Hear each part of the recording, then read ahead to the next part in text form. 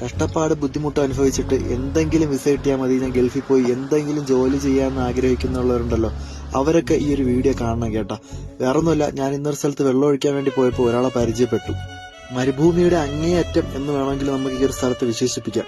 എന്ന് പറഞ്ഞാൽ മലയിടുക്കുകൾ കൊണ്ട് നിറഞ്ഞൊരു വഴിയിൽ കൂടെയാണ് നമ്മൾ അങ്ങോട്ട് പോണത്. പ്രത്യേകിച്ച് റോഡുകളോ മറ്റു മാർഗങ്ങളോ ഒന്നുമില്ല. ഈ കാണുന്ന വഴിയിൽ കൂടെ വേണം അങ്ങോട്ടേക്ക് പോകാൻ. കറണ്ട് സൗകര്യം ഇല്ല, അങ്ങനെ പ്രത്യേകിച്ച് ഒരു സൗകര്യങ്ങളോ ഇല്ല. ഏകദേശം മെയിൻ റോഡിൽ നിന്ന് 25 കിലോമീറ്റർ ഉള്ളിലാണ് ഈ ഒരു സ്ഥലം.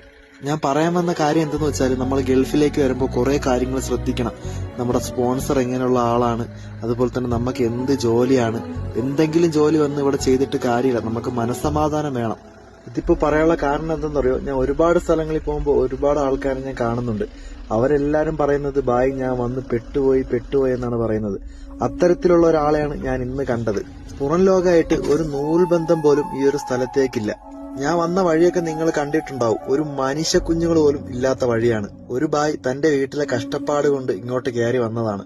പക്ഷെ ഇവിടെ വന്നപ്പോഴാണ് പുള്ളിക്കാരൻ മൊത്തത്തിൽ തളർന്നുപോയി. കാരണം ഈ ഒരു സ്ഥലത്ത് മനുഷ്യ കുഞ്ഞുങ്ങൾ പോലും ഇല്ല. പിന്നെ അതുപോലെ തന്നെ കറണ്ടില്ല. കറണ്ടിന് പകരം സോളാർ പാനലാണുള്ളത്. ഫോണൊക്കെ ചാർജ് ചെയ്യാൻ വേണ്ടിയിട്ട് ഏകദേശം 5-6 മണിക്കൂർ എടുക്കും. അതും ചെറിയ പാനലാണ്, ഞാൻ പോയി കണ്ടായിരുന്നു. ഇവിടെ ആട്, അതുപോലെ തന്നെ അങ്ങനെയുള്ള കൃഷി മറ്റു കാര്യങ്ങളൊക്കെയാണ്. അപ്പൊ അത് നോക്കി നടത്തിക്കൊണ്ട് ബായിയുടെ പരിപാടി.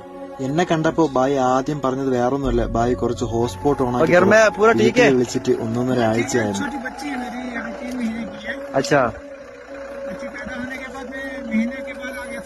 ओ महीने के बाद अभी ठीक है अल्हम्दुलिल्लाह।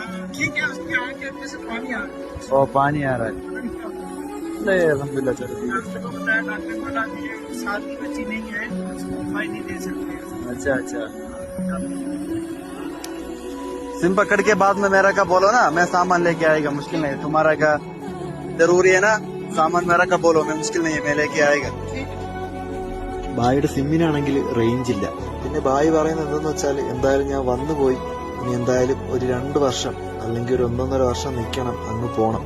പിന്നെ എനിക്ക് ചെയ്യാൻ പറ്റുന്ന സഹായം എന്ന് വെച്ചാൽ, ആ ബായിക്ക് എന്റെ നമ്പർ എടുത്തിട്ടുണ്ട്. അപ്പൊ അടുത്ത ആഴ്ച പുള്ളിയുടെ അറബി വരും, ആ സമയത്ത് സിം എടുക്കാൻ പോവാന്ന് പറഞ്ഞിട്ടുണ്ട്. അങ്ങനെയാണെങ്കിൽ സിം കിട്ടുന്ന സമയത്ത് എന്തെങ്കിലും ആവശ്യമുള്ള സാധനങ്ങളൊക്കെ പറഞ്ഞാൽ ഞാൻ മേടിച്ചുകൊണ്ട് കൊടുക്കാമെന്നും പറഞ്ഞിട്ടുണ്ട്. അപ്പോൾ ഗൾഫിലോട്ടൊക്കെ വരുന്നവർ മാക്സിമം എല്ലാ കാര്യങ്ങളും ഒന്ന് ശ്രദ്ധിക്കുക.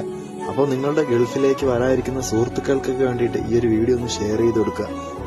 ആർക്കും ഈ ഒരു അബദ്ധം പറ്റരുത്. ഞാൻ ഡെയിലി കാണുന്ന കാഴ്ച ആയത് കൊണ്ട് മാത്രമാണ് ഇങ്ങനെ ഒരു വീഡിയോ ഇടാമെന്ന് വിചാരിച്ചത്. അപ്പൊ ശരിയെന്നാ, നമുക്ക് അടുത്തൊരു വീഡിയോ കാണാം. Tata bye bye.